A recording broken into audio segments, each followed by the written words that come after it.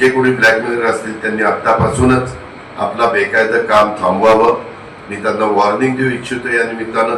नाहीतर बीडमध्ये ब्लॅकमेलर मंत्र्यांची काय आम्ही अवस्था केलेली आहे त्यापेक्षा वाईट अवस्था आम्ही लोक करू शकतो. आम्हाला कुणाला त्रास द्यायचा नाही.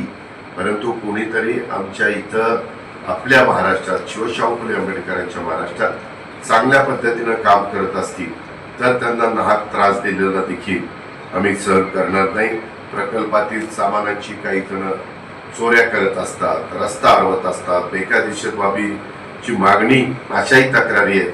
त्यावर उद्योजकांनी स्वतः सुरक्षा कुंपण करणं, CCTV त्या ठिकाणी कॅमेरे लावणं, खाजगी सुरक्षा रक्षकांची नेमणूक करणं, खाजगी पेट्रोलिंग करणं. पोलीस तुम्हाला मदत करतील. परंतु पोलिसांनी मी आता गेल्यानंतर तुमचं ते पोलीस स्टेशन वगैरे मंजूर करण्याच्या बद्दलची पावलं उचलतो. पण आपण पण तुम्ही आणि इंडस्ट्रीवाले मसियाचे सगळे आमचे सहकारी अशा मिळून ते काम झालं पाहिजे असं माझं सांगणं आहे. खरं